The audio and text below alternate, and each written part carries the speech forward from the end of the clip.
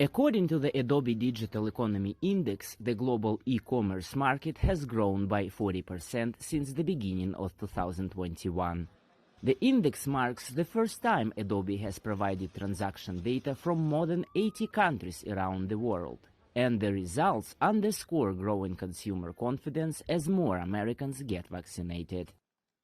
Global e-commerce is going to be nearly $1 trillion in the first quarter of 2021.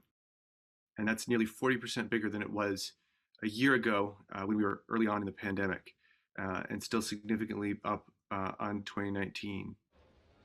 Statistics show that e-commerce in the US got a huge boost on March 11, 2021, when President Biden signed the American Rescue Plan Act.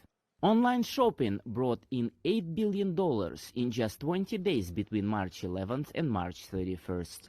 But experts say this growth isn't just the result of the COVID pandemic.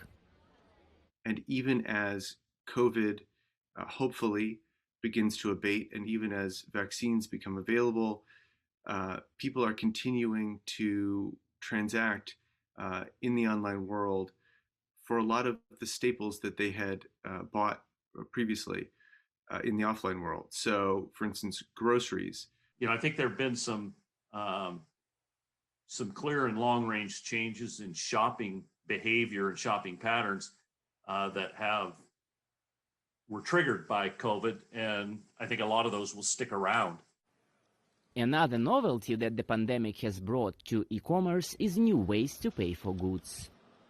We've seen a tripling in what we call buy now, pay later behavior, and we attribute this, in part to a broader trend in the U.S. of people rethinking their credit and their borrowing and using it very differently. We've seen a reduction in personal borrowing. We've seen credit card debt levels come down over the course of COVID, and this option offers a different way to pay that has either no or different implications for people's credit. If e-commerce continues to grow at the pace it has shown in the last year, it will hit $4.2 trillion by the end of 2021, a huge jump from 2019. Maxim Moskalkov for VOA News, Washington.